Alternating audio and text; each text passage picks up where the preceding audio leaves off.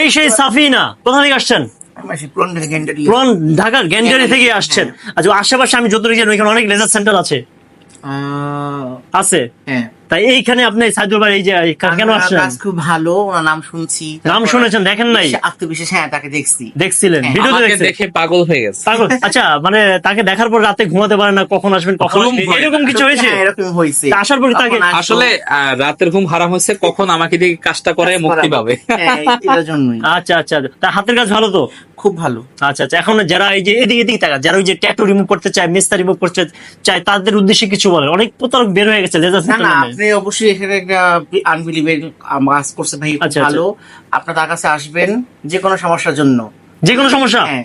আচ্ছা, কেউ যদি বিয়ে না হয় সেক্ষেত্রে? না না না, কি রিমুভ করার জন্য। আমি তো ট্যাটু করি না। ট্যাটু রিমুভ করার জন্য। আপনি কিভাবে জানলেন আমি যে ট্যাটু ব্যবসা বন্ধ করে দিছি? এটা তো আজকাল অনেক বছর ধরে শুনতেছি, মানে ভিডিও থেকে, ভিডিও শুনতে আছে?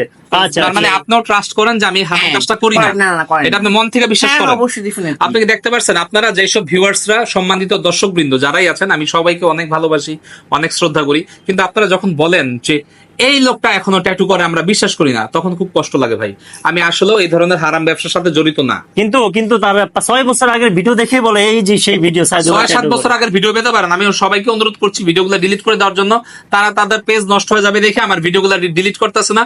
তার কারণ হারাম জিনিসের ভিউ প্রচুর হয়, 30 মিলিয়ন 40 মিলিয়ন ভিউ হয়ে পড়েছে। আচ্ছা আচ্ছা ভাই, আপনি আজকে যে কাজটা করলেন এটা স্ক্রিনে কোনো সমস্যা হবে না? এটা স্ক্রিনের কোনো সমস্যা হইলে আমি আমার প্রতিষ্ঠান বুঝে দিয়ে চলে যাবো। আচ্ছা আচ্ছা ভাই, আপনি শেষ মুহূর্তে অডিয়েন্সকে কিছু বলেন ভাই। আমি শেষ মুহূর্তের অডিয়েন্সদের বলবো, আপনারা আমাদের কাজের প্রতি ফোকাস হন। আমরা আসলে এখানে কি কাজ করি এই কাজটার প্রতি ফোকাস হন। আমি দেখতে কেমন, আমি কেন মোটা, আমার শরীরে কেন ট্যাটু, বা আমি কেন এখনো ট্যাটু রিমুভ করি না, এগুলো আসলে ভোকাস কথাবার্তা, এগুলো কোনো কাজের কথাবার্তা না। আমরা এখানে 100% গ্যারান্টি দিয়ে আমাদের এই সার্ভিসগুলো দিয়ে থাকি। এই সার্ভিসগুলোতে আমাদের সব হলো ফোকাস। তো আপনারা আমাদের কাজে ফোকাস হন, অন্যদিকে না। আমাদের মালিবাগ মোড় টুইন টাওয়ার ছাড়া কোনো জায়গায় কোনো আমাদের ব্রাঞ্চ নাই, আমাদের একটাই ব্রাঞ্চ। এবং আপনারা কোনো জায়গায় যদি আমাদের দেখেন যে আমাদের ব্রাঞ্চ আছে এটা সেটা হাবি যাবি, এগুলি সব ভোগাস কথা। কোথাও গিয়ে যদি আমাকে না দেখেন তাহলে কাজ করাবেন। আচ্ছা, শেষ পর্যন্ত বলেন কি কি কাজ করে?